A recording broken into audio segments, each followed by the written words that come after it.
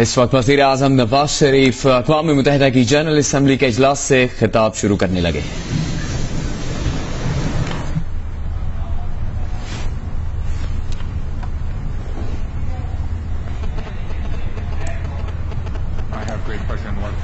Minister of the Islamic Republic of Pakistan and invite him to address the General Assembly. Mr. Prime Minister. Mr. President, I stand here today before this Assembly soon after my country has seen a new dawn. I come before this House in all humility for the third time. I feel exonerated as my supporters and I stood firm in our struggle and resolve for democracy. I am happy to inform the distinguished delegates that we now have a strong parliament, an independent judiciary, a free media and a vibrant civil society. But there is no room for complacency. We cannot lower our guard. Democracy needs constant vigilance and strong institutions. It needs careful nurturing. More importantly, it is not promises but good governance that sustains democracy. My government has put people at the center.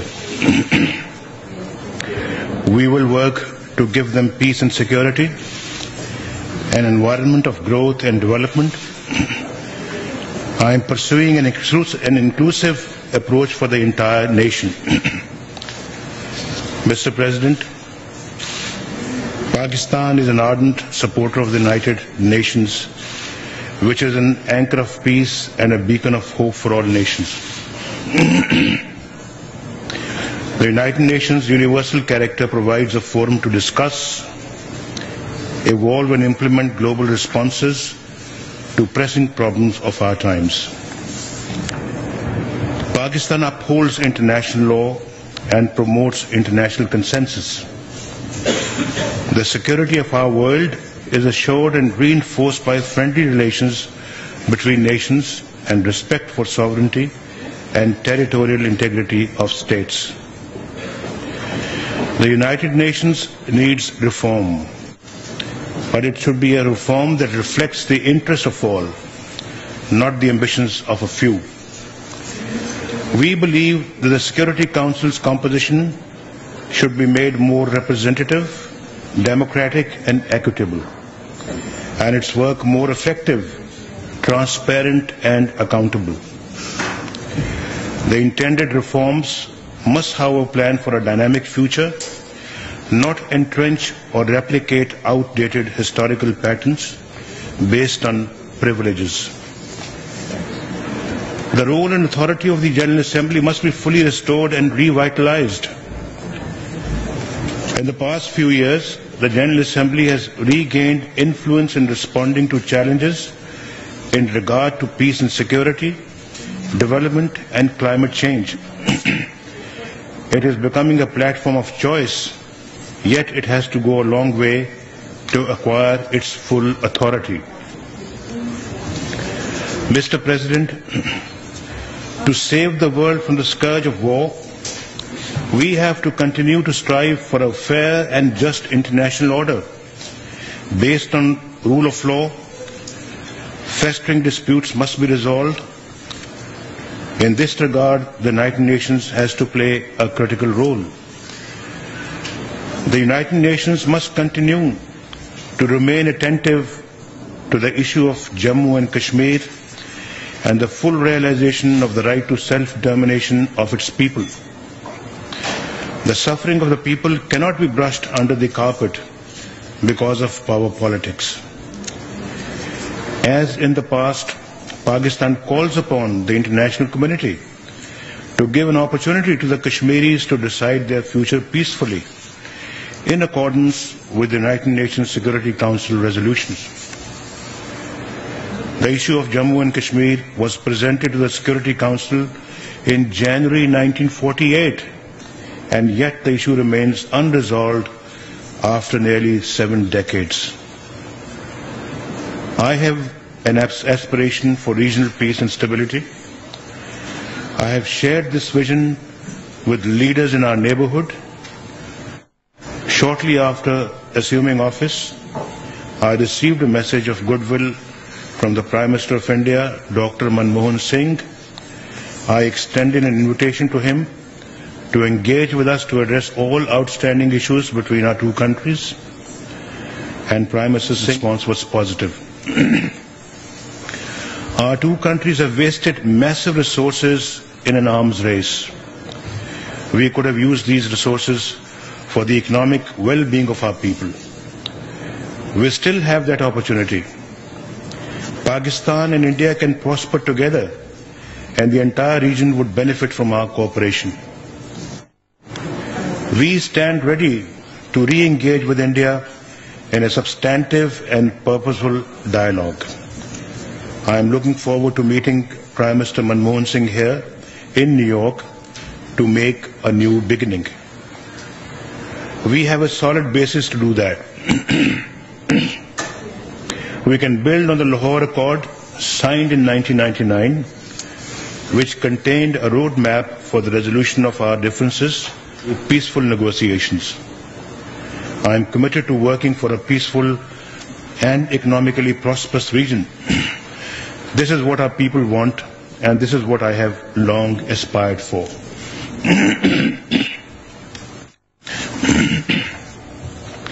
Mr. President,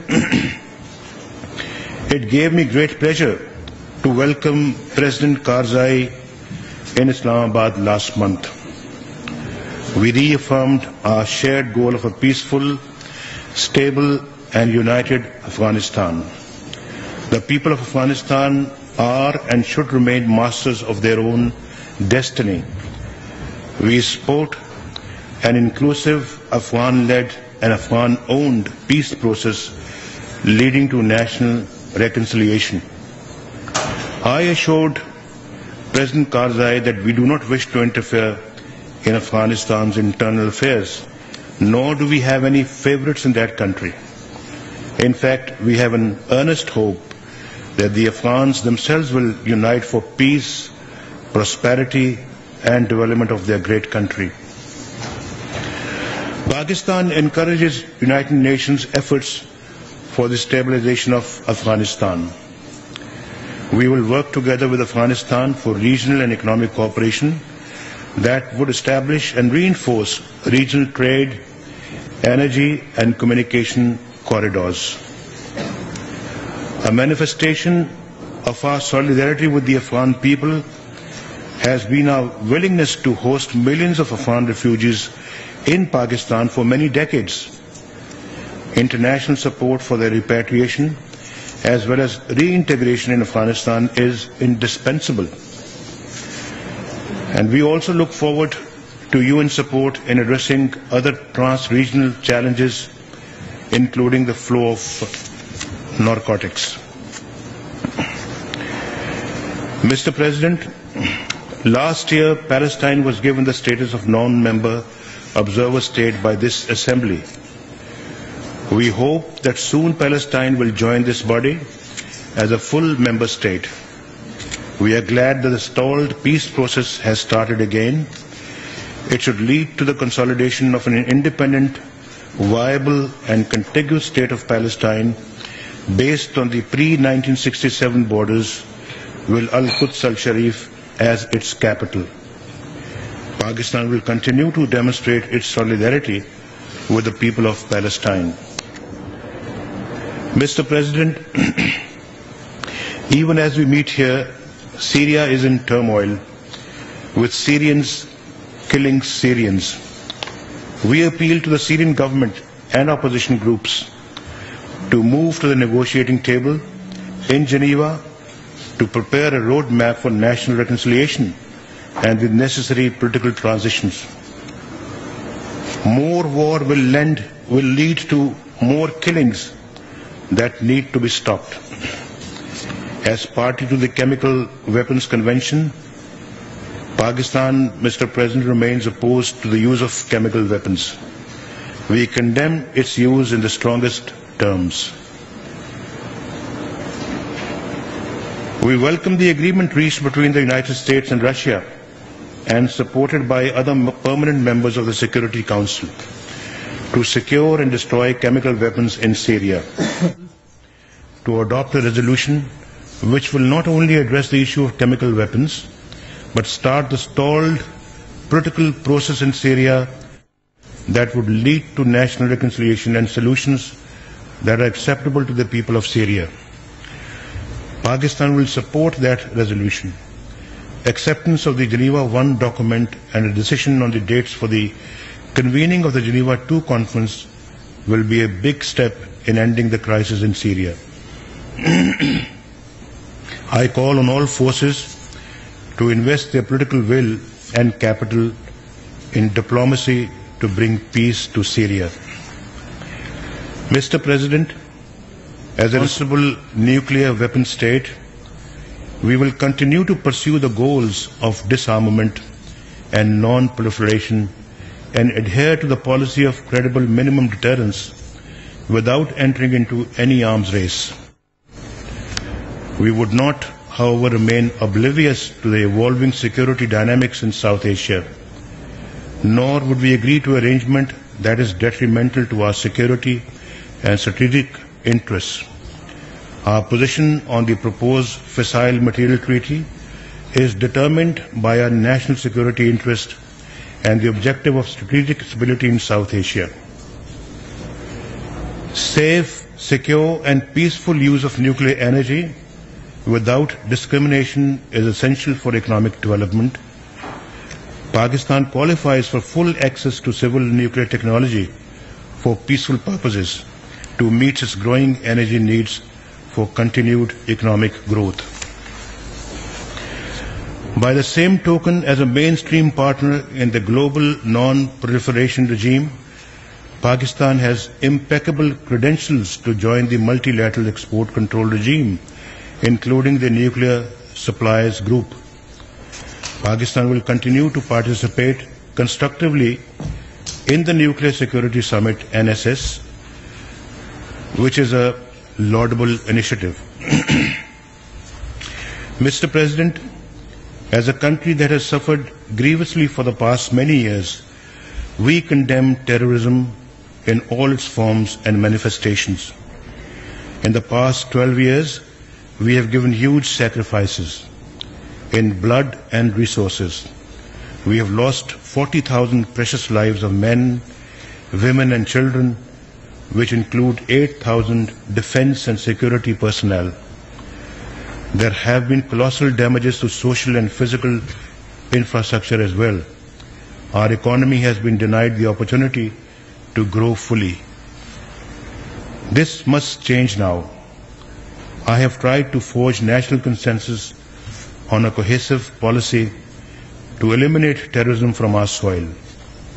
For that purpose, I convened an all-parties conference which spoke unanimously against terrorism. We are resolved to oppose the forces of terrorism by all means at our disposal. At the same time, we have offered dialogue to end violence, wean young extremists off extremism, and integrate all segments of our society into the national mainstream. Winning hearts and minds of the youth is as important as using guns to deter terrorism. But dialogue should not be seen as a sign of weakness or a tool of appeasement. Mr. President, the war against terrorism must be waged within the framework of international law.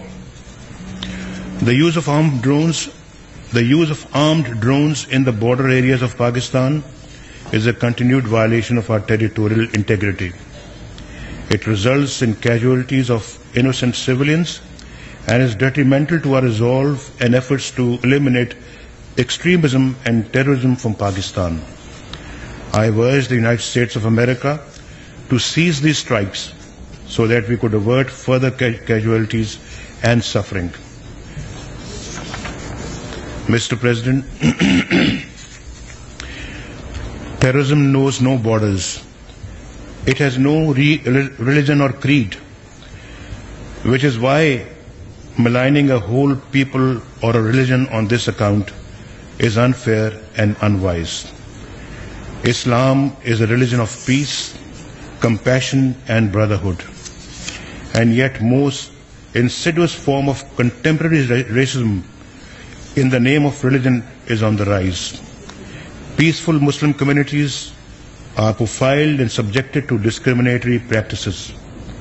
Their faith, culture, holy personalities and scriptures are under attack. Stereotyping of Muslims as extremists and terrorists must stop. We must all use the influence and reach of the United Nations to avert a clash of civilizations and promote harmony among followers of diverse religions all around the world. Terrorism negates Islam's humanistic outlook and noble values. Those who perpetrate terrorism are enemies of Muslims and Islam itself. Mr. President, Pakistan is the largest troop contributor to UN peacekeeping. Since 1960, we have contributed 150,000 troops. 135 of our peacekeepers have lost their lives. 135 of our peacekeepers have lost their lives in service of peace. This is our most tangible assistance to the United Nations efforts to maintain international peace and security. We fully support the United Nations effort to finalize and implement a single coherent post-2015 development agenda that identifies benchmarks for poverty alleviation, sustainable development and social inclusion. More importantly, we should prepare ourselves to respond effectively to save our planet from the ravages of climate change. Mr. President, our government has undertaken an economic revolution in Pakistan so that it too can become part of the emerging markets. We have all the fundamentals and human and natural resources for such a transformation. In the immediate future, our challenge is to overcome a volatile security environment, correct structural imbalances in the economy, and bring an end to energy shortages. We are building a new Pakistan with a robust economy. From the international community, we do not seek aid, but enhanced trade, market access, investment and strong economic partnerships. We are creating a new framework for change to provide equal opportunities and social justice for everyone, eliminate exploitation of the poor, harness our human resources, and restore the dignity of our citizens. We intend to use education as a key driver of socio-economic development of Pakistan. We are introducing a national health service across Pakistan with the participation of private sector. We have also made eradication of polio in Pakistan a matter of great importance for my government, as we are determined to make Pakistan a polio-free country. It is our strong resolve to promote full participation of women in national development while protecting their political, social and cultural rights as agents of change. More than 63% of our population is under the age of 25. By investing in their education and skills, we aim to tap into the demographic dividend. Minorities are equal citizens of Pakistan. They not only have complete freedom to worship, but also full protection to their rights to education, employment, and political participation.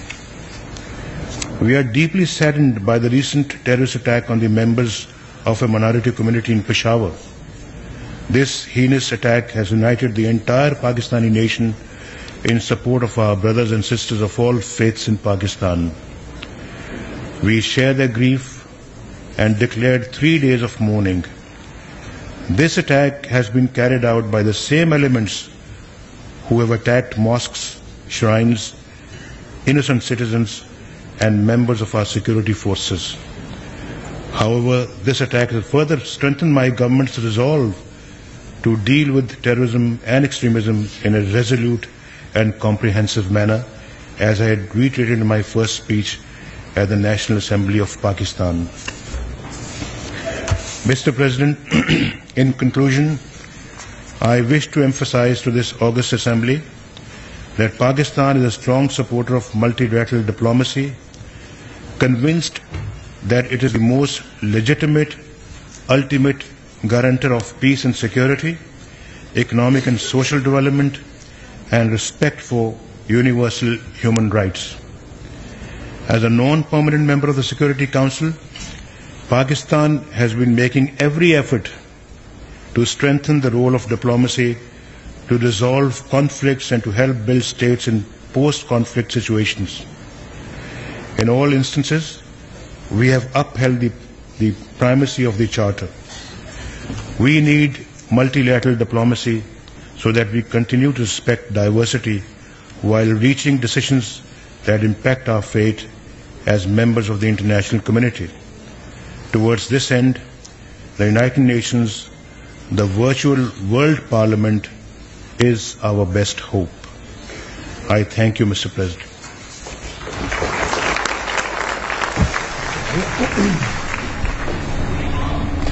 वजीर आजम पाकिस्तान मियां नवाज शरीफ अक़वाम मुत्तहिदा की general assembly से खिताब कर रहे थे, जहां उन्होंने मुख्तलिफ मामलात पर बात की, कश्मीर की बात की कि कश्मीरियों की आवाज सुनी जानी चाहिए, अक़वाम मुत्तहिदा को मसला कश्मीर के मामले को देखना चाहिए। इसके साथ साथ फलस्तीनी रियासत के हामी हैं, ये उनका कहना था। पाकिस्तान जिम्मेदार एटमी मुल्क है, एटमी रियासत की हैसियत से हम तख्फीफ असलहा की पॉलिसी की हिमायत करते हैं। शाम के मामले पर जो मुआहदा हुआ अमरीका और रूस का, उसका भी खैर मकदम किया। दहशतगर्दी की तमाम शक्लों की मजम्मत करते हैं, दहशतगर्दी का कोई मजहब नहीं है।